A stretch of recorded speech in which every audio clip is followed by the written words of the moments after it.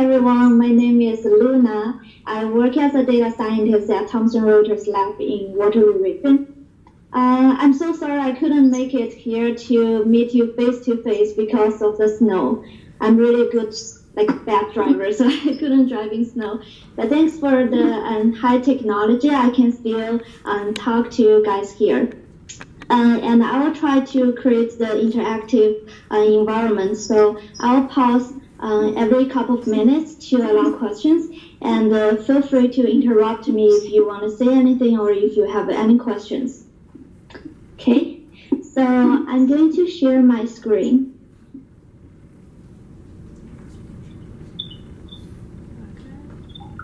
Can you see my screen? Yes. Okay. Okay. Maximize it. I still need to put you on screen. Sure. Okay. Yeah, so today the topic is I'm going to show you how to build a bond issuance prediction, especially by XGBoost. Because we've tried different models. We've tried random forest, we've tried elastic net, and some static linear regression models, but we find XGBoost performs the best.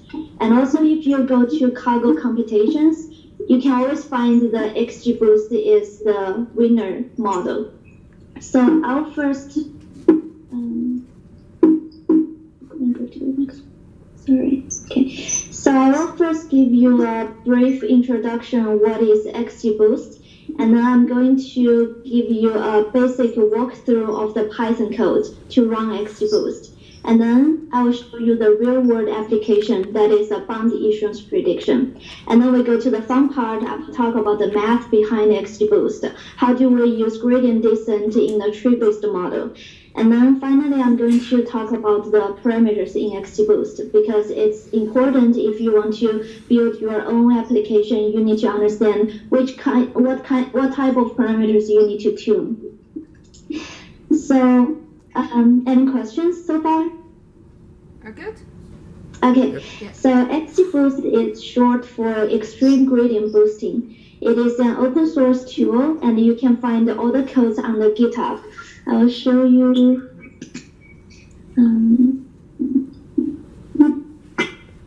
So here is a page of the XGBoost, and you can see it has two interfaces. One is R package, and it also provides Python package. So if you are a R programmer, you can use their R package, and if you are familiar with Python, you use Python package. I'm a Python programmer, so for the basic walkthrough, I'm going to show you the Python scripts. And also, it is a tree-based model, which means in XGBoost, it's actually a set of decision trees. And the final prediction results will be based on the aggregation of the results from each of the tree.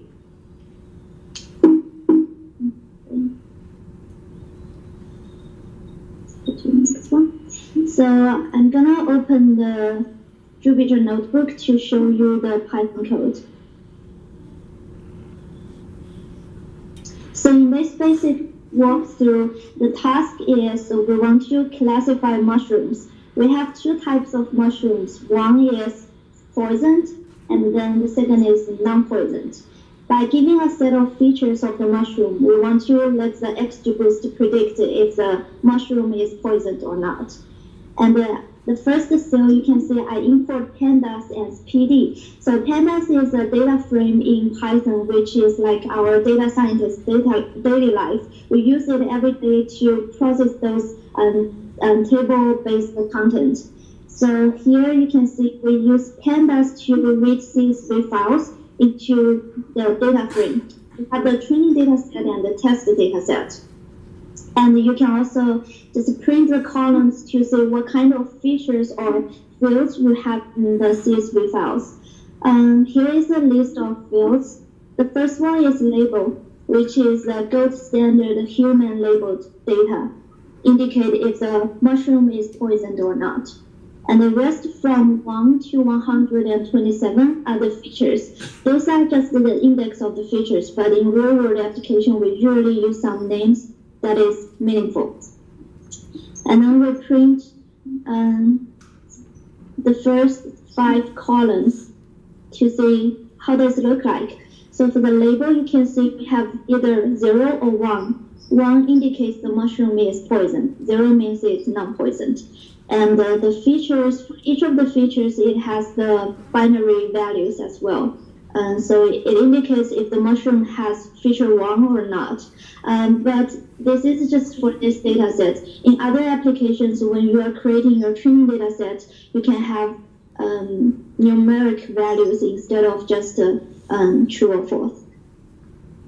And here in the training data set, we have around 65,000 records. And in the test data set, we have around 1,600 records. And then we want to, do you have any questions so far? No. No, we're good. Okay. And then we need to let the XGBoost to do the training. In order to do the training, we need to provide some minimum information. The first one is we need to tell XGBoost what are the features, and then tell XGBoost what is the target variable. Also, we need to tell it the objectives. Are you training a regression model or are you training a classification models? Because XGBoost will create the loss function based on different needs. And also, you need to put the number of iterations here, which means how many trees you want to have in the model. So here are the scripts. We import XGBoost as XGB, and then we try to put the data into XGBoost data matrix. So here we specify the label, which is a target, as the first column in our data set, and the rest of the columns will be my feature. By doing this, we have the tree matrix and the test matrix. And here we have the basic parameters. Because this is the binary classification problems, the objective will be binary, and we are using logistic loss functions. And here the evaluation matrix, I just use arrow. But you can always change it to AUC, or you can use any user-defined evaluation matrix. And watch list here is we want to see the results at each iteration. So I put a number of rounds as 15, and we put everything into the train method. And if I run it, you can see for each iteration, it will print out the training error. And you can see the error is decreasing, and it goes to 0. But in reality, it will not go to 0 that easily.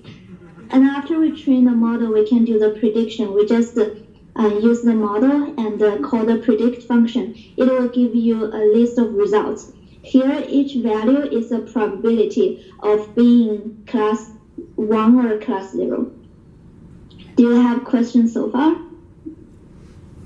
Nope. Is it big enough for everyone still to go there? Can you maybe try increasing it a little bit more? The font? Huh? Yeah, it can decrease in the middle, but if you increase the iteration, eventually it will decrease. Oh, wait. So, no, I meant like the font, like a little bit more zooming in. Oh, sorry. No I problem. thought you were talking about, okay. Yeah. Is that better? Yeah. Okay, Okay. cool. Awesome. Okay, awesome, but yeah. You're also doing a really good job of describing it, by the way. Yeah. Did you hear that? Sorry, can you say it again? He said that you did a really good job for describing it, so you can follow. Oh, thank you. You're welcome. Okay, so I'm moving on. Yeah. So the second thing I want to mention is in any machine learning, or if you are building some prediction models, cross-validation is very important, because you can, we usually use cross-validation to prevent the overfitting or tune the parameters. And the good thing about XGBoost is it provides the cross-validation method. What you need to do is you only need to define the parameters, training data set, and the number of folds you want to do the cross-validation. So here, if I specify n as 5, the training data set is divided into 5 portions. 4 out of 5 portions will be used for training, and the rest of the 1 portion will be used for testing. So when we print out the results, we have the test error and the training error. Sometimes you will find out the training error will keep decreasing, but the test error, it will keep decreasing. At some point, the error will increasing. That means your model is going to overfitting. It only works well on the training data set, but not on the unseen data set. So in this way, you can choose different parameters, and you can also check if your model is overfitting or not. Another thing important or good about XGBoost is it has a plot importance feature, because this is important because if XGBoost looks like a black box, you don't really know what's inside. You don't know how does a tree split, and you don't know what's the score on the leaf. But by providing the importance of the features, it can give you an overview understanding what features contribute most to the final results. And we use this in our real-world application. I will show you later. So this is a very basic walkthrough of how to train an XGBoost model and how to use it to do a prediction and how to use the cross-validation. Any questions? No, we're good. Okay, so going back to the slides. Now I'm going to show you what we built in Thomson Reuters. So the application is called Bond Issuance Prediction. We want to see if a company is going to issue a bond or not in the following quarters, because what investing banks they're interested in is who is going to issue a bond. If someone is going to issue a bond, they will initiate the conversation, trying to contact with the company. And in this application, we built two interfaces. The one you see here is for non-technical people. They are, for example, investors or salespeople. They want to see what kind of features or what kind of data we are using to fit in the model. And the reason behind this is because we find out if you want to tell someone who doesn't have the technology background, they don't really trust the model because they don't know what does the model doing. And the reason we build this is we want to show them there are some correlations between the features and also the results to help them understand the data, understand the model. Can you Sorry? can you zoom in a bit? Sure. Yeah, I will open the real one. This is a screenshot, but I'm going to show you a live one. Okay, so here is the interface.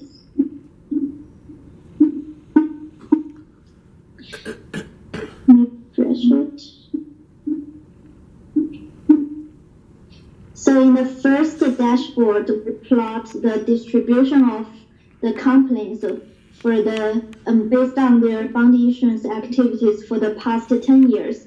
And because we create those features quarterly by quarter. So you can see for the past 10 years, there are 43 quarters actually. It's from 2006 Q1 to 2016 Q3.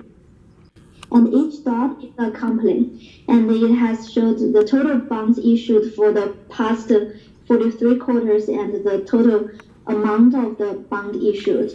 So by showing this, people can get a better understanding of the distributions of different companies, and it will also create the feature of categorize those companies based on their industry type. So you can filter by industry type. If you are only interested in energy, you can see the companies which is industry type, they tend to issue bond in this area. And if you select a financial institute, you can see a lot of financial institutes, they tend to issue a lot of bonds. So by showing this, people can get an understanding and they can compare industries by industries. And the rest of the dashboard are the features which was produced by the XGBoost. We select the top 6 important features from the whole feature set. and plot it together with the target, which is a bond issuance. So we want to help people to see if there is any correlation. For example, if we go to Trust Arta, here, the blue line is the maturity amount. The maturity amount in financial industry means at some time point, what is the principal amount that is going to due. So the assumption behind this is if a company is going to have a lot of principal amount due, but they don't have a lot of cash flow, they tend to issue a bond to pay back the previous owner. So this can be a very important indicator of bond issuance. Another thing we did is we plot the pie chart by aggregating the bond issuance by quarters for the past 10 years. So the interesting finding is some companies tend to issue a lot of bond in a specific quarter, and sometimes they never issued bond in one quarter. So this can be a very good features to help people to make decisions. We also cooperate with market capital, assets, and the revenue index and the unemployment rate. Those are the top 6 important features, but I'm going to introduce the rest of features we are using to do the prediction. After people play around with the data, they can select a company and click Run Prediction Model. It will give them the prediction results for the next 8 quarters. We also do the prediction for the previous 8 quarters along with the actual issuance. For example, before 2016 Q3, we already know if the company issued or not. If you see a ticker here, that means the company issued. And here on the y-axis is the prediction likelihood. So by comparing the prediction results and the actual issuance, people can see what is the threshold they need to set to make decision for the future predictions. So far, do you have questions? I have a question, like how did you get your data set for this? Well, was it provided by some specialist, or how did you start it with the whole data set with the features? Yeah, so the data sets we have it at Thomson Reuters. So we include five major categories of data. I have it in data slides, so all the data are from Thomson Reuters. Okay. So this page is for non-technical people use, but we also create another page for data scientists use because different people may have different use case, and they also want to tune the data based on their data set, or maybe they have different use cases. So here, people can select the different models and also the data sets. So the data sets, the difference is some of the data sets are normalized, some has been applied some weighted mechanism. And I put the parameters related to a tree-based model here. So you can change any parameters. And once you select the parameters, you click submit. It will give you the results in terms of the accuracy, precision, recall, and AUC score. It will also plot. Yes? Sorry. Yeah. Okay. Will someone is asking questions? No, it's something weird currently with the sound, so. Oh. Okay, yeah, but you can talk further. Okay. Yeah. So we have the ROC graph, and here is the feature importance score we have mentioned before. So it ranks the features. And then I have also created this table to do all the predictions on all the data and put the prediction results side by side with the observations, which is the target gold standard. So in this case, people can compare and also test the model. So those are the 2 interfaces. And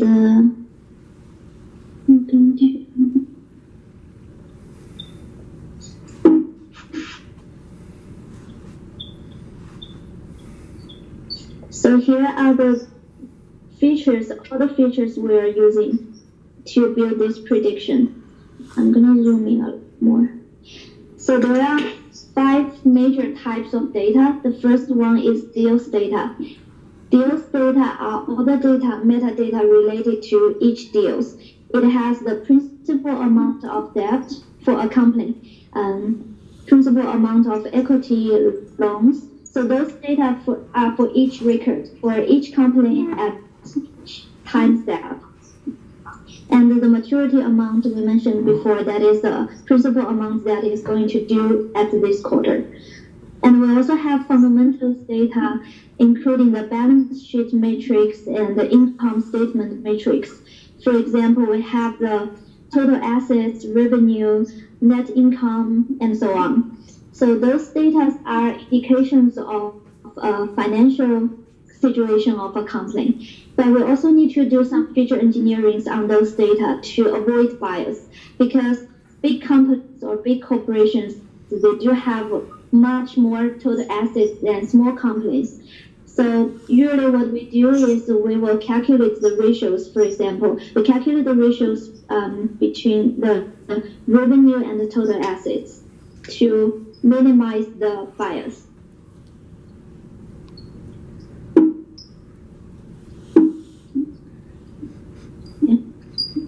And here are other 2 types of data. That is stock price history, which is also the indication of how does a company perform on the market. So you can see we have the open price, close price, volumes, market capital, and so on. And the last, we've included the macroeconomy indicator, because we find that the macroeconomy also affects if a company is going to issue a bond or not. If the economy is good, people are more active, because when we see at 2008, less companies tend to issue bond, because at that time they don't really want to expand the company. Do you have questions so far? Can you put this one a bit bigger again? So, Sure. Yeah.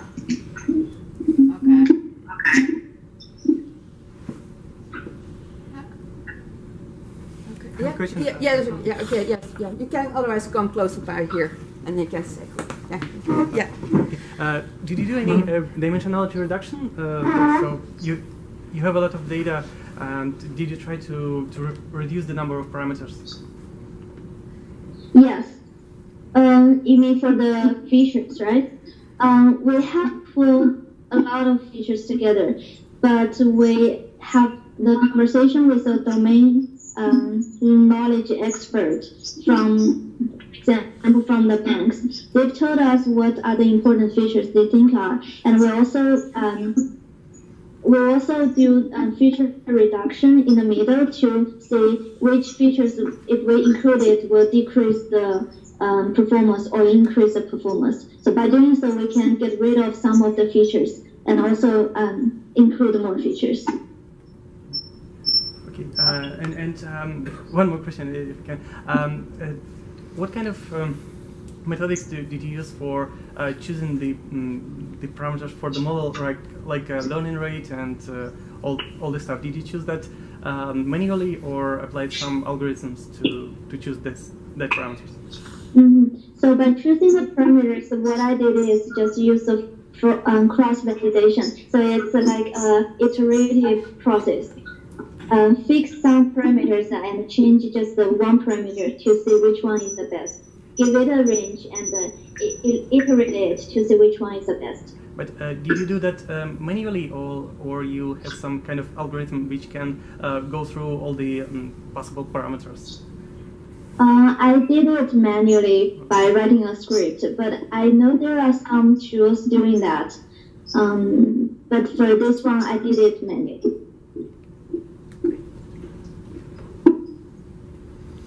Next question? I had some other questions. Okay, cool. Yeah. You can come closer by here that you can hear it. So. I try saying it. Okay. Okay. Since you have a lot of time series data, did you try adding leading or lagging version of the same features to see if they have more predictive power for what you are trying to predict?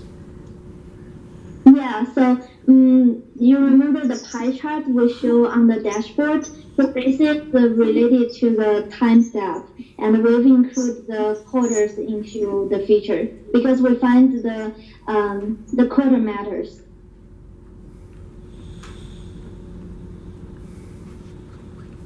Yeah.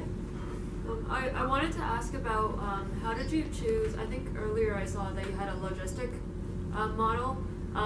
Is that what you typically use? Do you consider other types of models like clustering or neural networks or anything? How do you settle on your, I guess, ideal form? So you mean how did I find the best model? Yeah, so do you test out like logistic regressions, clustering techniques, and do you find your best fit, and then do you extend that to all sorts of stocks? Yeah, so the way we find the best one is do cross-validation, and so you need to define a set of metrics to as your baseline to test if the classifier is improving your results or not. So the baseline for our work is just based on the precision recall and the AUC score. Okay, thank you. And, so one more question. Have you tried the mixture of experts, so using different models and averaging the results? Sorry, can you repeat it? Okay, sorry. Have you tried the mixture of experts, different models, and then averaging the results of these different models? Yes, we've tried the different. You mean the mix of different models? No, we haven't. We tried it one by one individually. Cool. Yeah, I think we're good to go further. Thank you. Okay.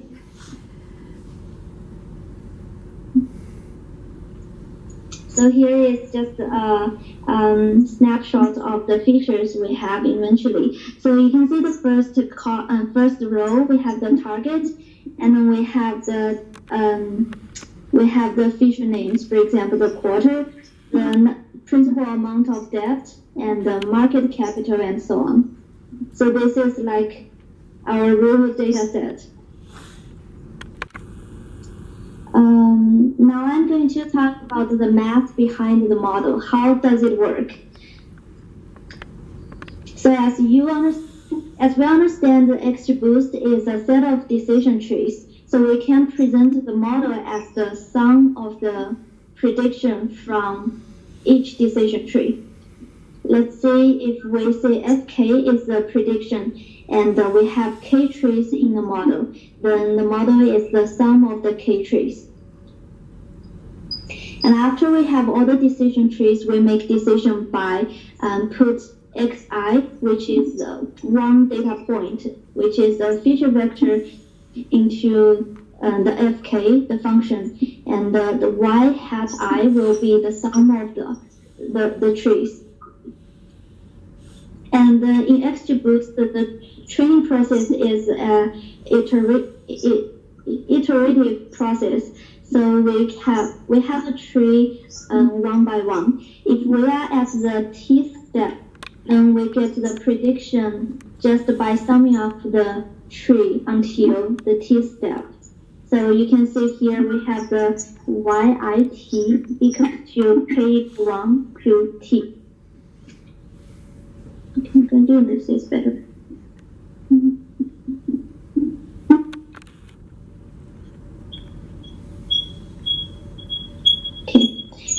And to train a model, we need to optimize our loss function because you need to tell the machine either it's doing a right thing or a bad thing. So there are three typical loss functions, and they are used for different situations. If you are training a regression model, you define the loss function by just calculating the difference between the actual results and the predicted results.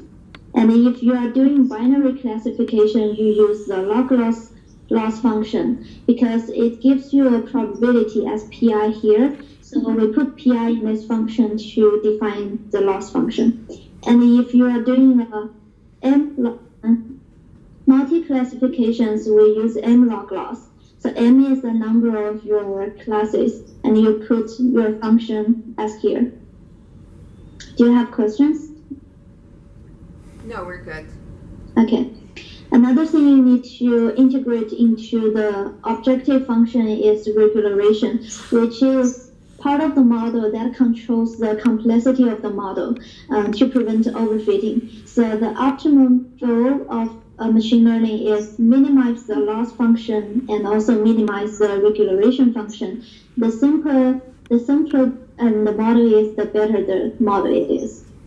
So here we define the omega, and here T is the number of leaves in a tree. Wj squared is the score on the Tth leaf. So this is basically define one tree based on the number of leaves and the scores. And we put the log function and the regularization function together to form the final objective function. Here the loss function controls the predictive power, and the regularization controls the complexity of the model. And we want to minimize the objective function. So in order to minimize it, we need to use gradient descent to improve the y-hat along the direction of the gradient. So, when you want to find the minimum point, you usually do the derivatives along y-hat. And if we rewrite this function, we put the loss function and the regularization function together. It has the formula here on top. And as we mentioned, the whole process is iterative, so we can write y hat t as y hat t minus 1 plus ft xi.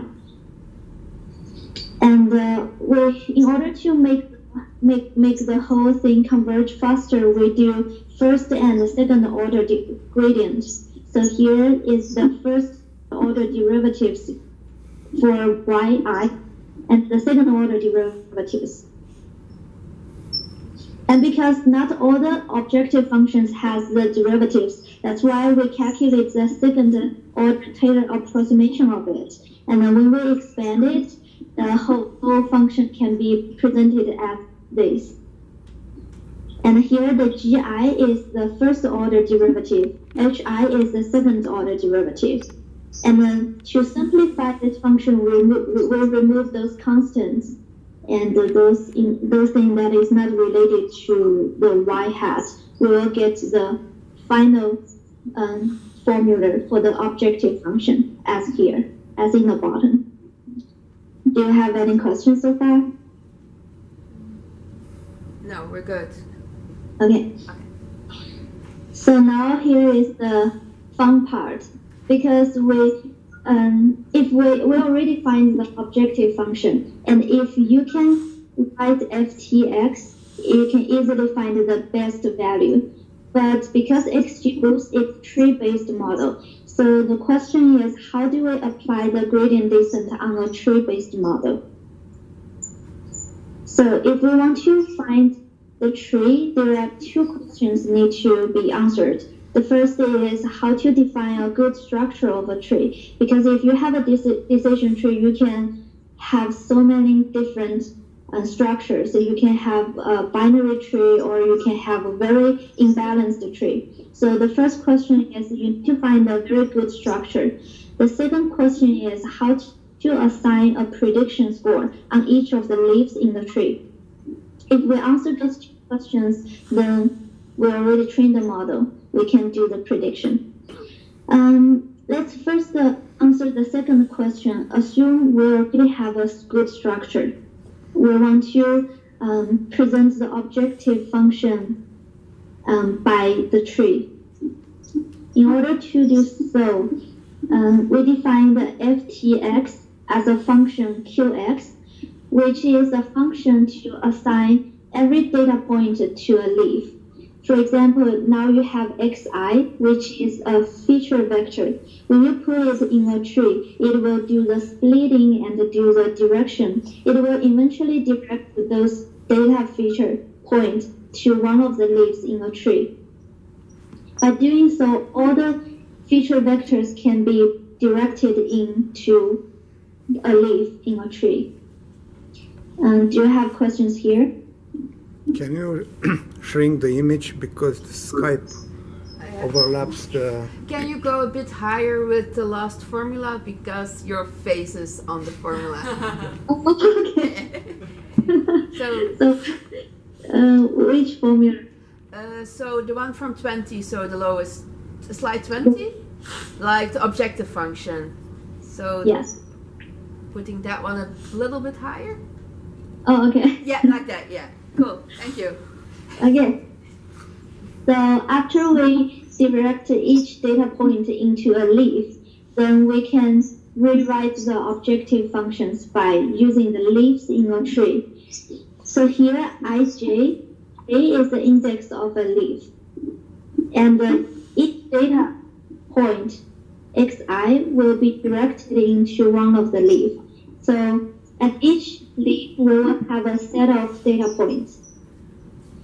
And now we can, instead of write I equal 1 to n, we can write it as j equal 1 to t, which will transform the whole objective function in by representing it as a tree, because here t is the number of leaves in a tree.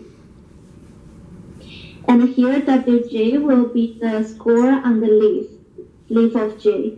So here, by doing so, the objective function are presented as a leaf, as a tree. And also another good thing by writing this is the whole function can be write as, for example, if we put the whole thing before wj squared as a, and the whole thing before wj as b, and the rest of the thing as c, the function will be like a times wj squared plus b times wj plus c. So the whole objective function will become a quadratic problem, and then it will be very easy to find the best leaf score to minimize the function. Is that clear? We have the same problem on slide 18. No, that's I mean, to see the whole image on slide 18. okay. Yeah, we can show that later on. Do Okay. we have the slides? Or I can ask her. Okay. Okay. Yeah, very good. Yeah. Yeah. So here the function of wj is the best wj, which minimizes the objective function. So this solves our second problem to find the best score on each of the leaves.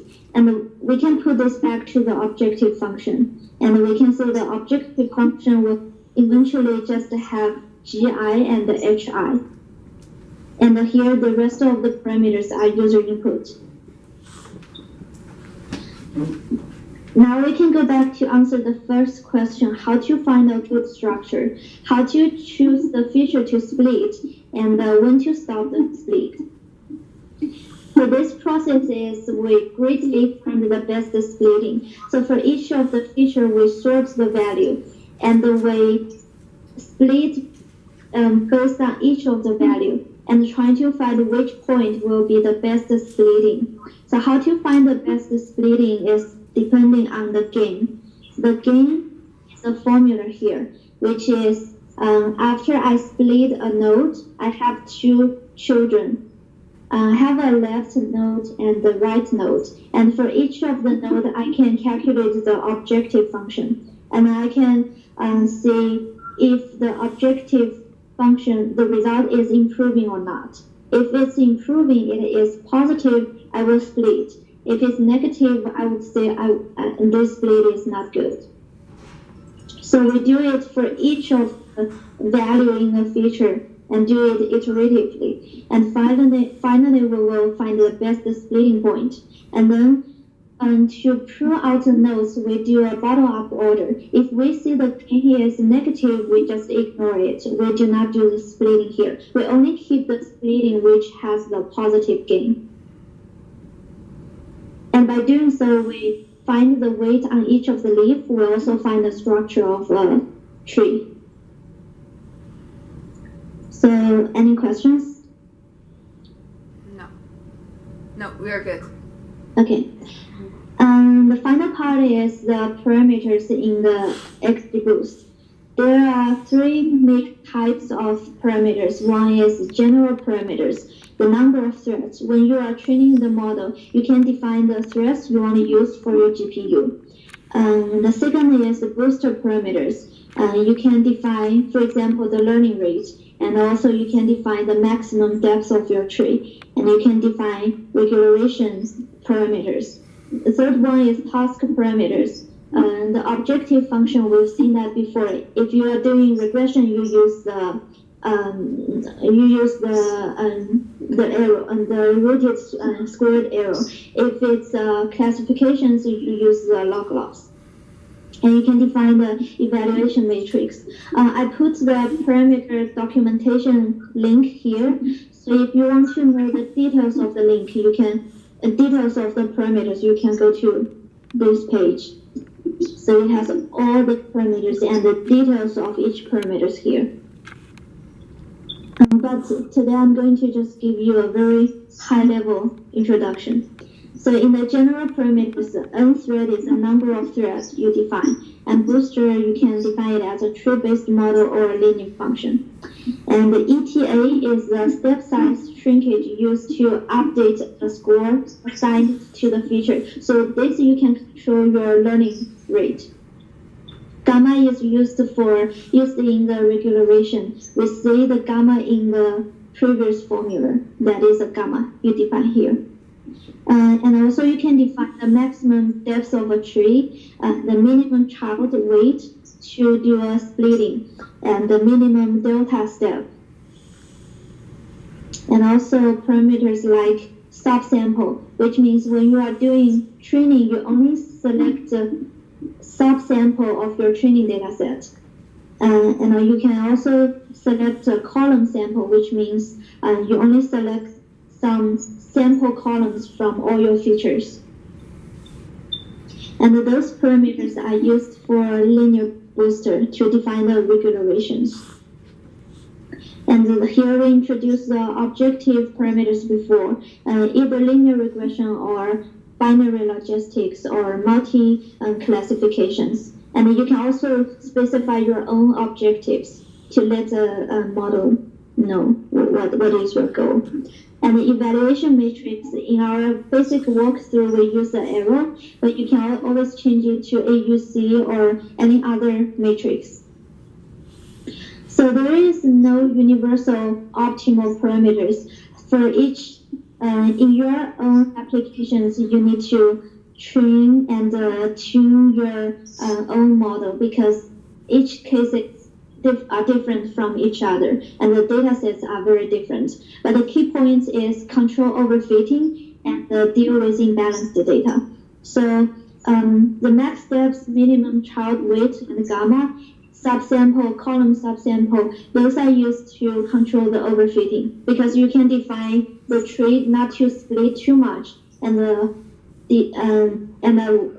is defined if you want to split the tree or not. And to balance the data set, you can use scale, pause, weight, or max delta step. So those are the very high-level introduction of the parameters. The details will be in the document.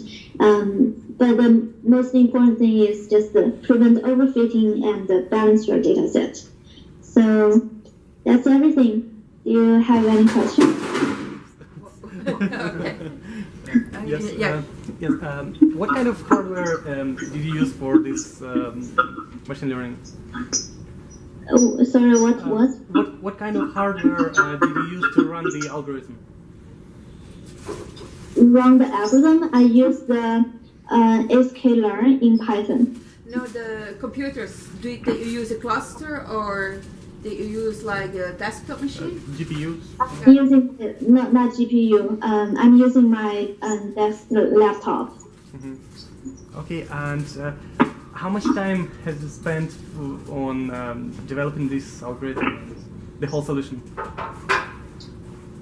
The XGBoost algorithm is already developed. That's why there is a GitHub link. I put it in front. So you just need to use the libraries. But the most time-consuming part is how to prepare the features, how to find the most important features to solve your problem.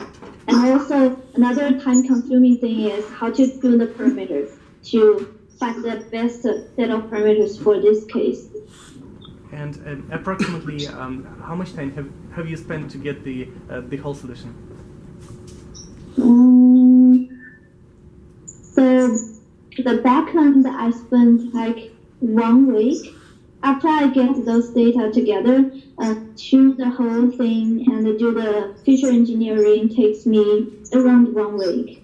And then we spent another 1 or 2 weeks to design the interface.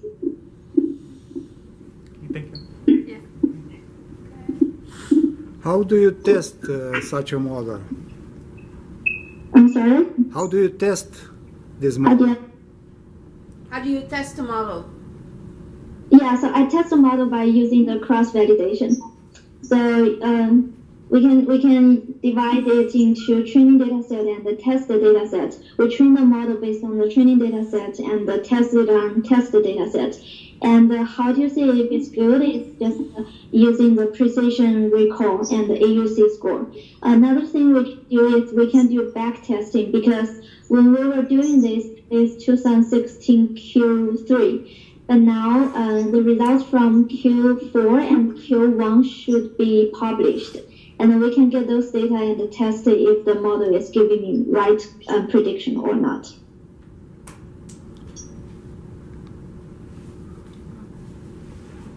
Other questions? So right now, what would be your accuracy in terms of after cross-validation with your model and the actual data?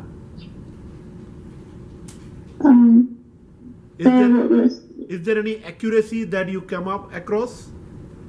Oh yeah, so the accuracy is on the page here. So the accuracy is around 74%. Precision is around 75. Did you have the situation when the model was way off? The order was way off. Sorry. I mean, the model didn't do a good prediction, what I mean. Yes.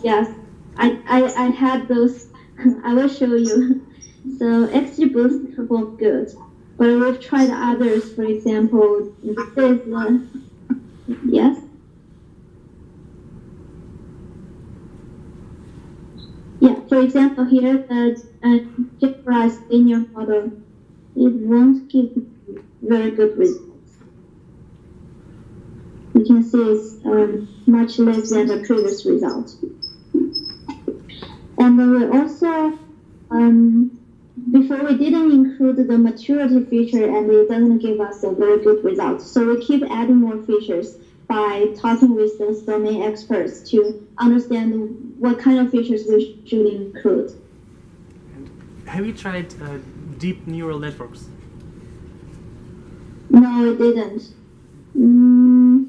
I feel like deep neural networks, I don't know, I really want to try, but according to my understanding, deep neural networks may be good for like image processing or text analysis, and our data set is not very large, so I'm not sure if it will perform good on neural networks.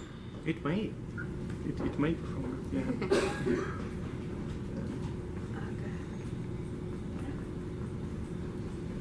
Okay. Question. Yeah. Do you ever check for dependencies between input variables? So do you ever check for say A multiplied by B and use that as a input variable? Sorry, I couldn't hear you. Did I? Do you ever check for dependencies between input variables and use that to form new input variables to run your predictions? Yes, so that's a problem of the multi-column correlation. So we do need to check the correlations between the features and just keep one of the features. So this can prevent the overfitting. And do you ever find that a hybrid of, say, two features is rather than removing one, that gives you any improvement in predictions? It will, yes, it will improve the predictions on the cross validation. All right, thank you. Okay, yeah. Thank One you. last question, yeah, Mitch? Have you tried any other tree-based models like entropy-based ones, A48? Another tree-based model we've tried is the random forest. The result is comparable.